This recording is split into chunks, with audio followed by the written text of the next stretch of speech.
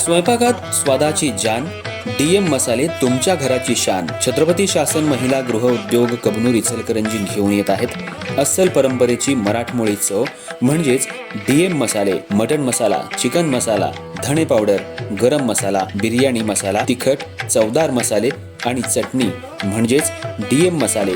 तर आजच आपल्या जेवणाची रंगत वाढवण्यासाठी केमिकल विरहित डीएम मसाले, गृहिणींच्या मनातले मसाले आणि चटणी अवश्य वापरा.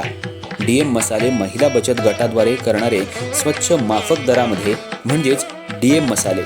संपर्क दिव्याताई मगदूम, मोबाईल 91 30 80 22 55.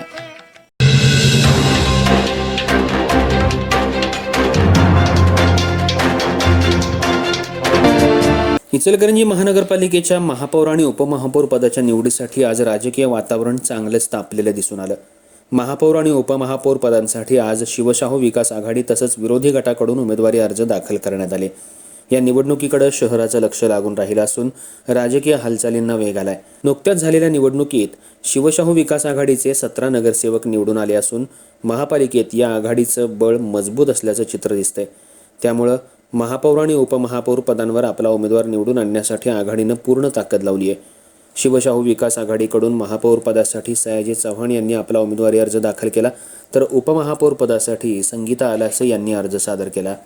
उमेदवारी अर्ज दाखल करताना शिवशाहू विकास आघाडीचे सर्व प्रमुख नेते, पदाधिकारी आणि नगरसेवक मोठ्या संख्येनं उपस्थित होते.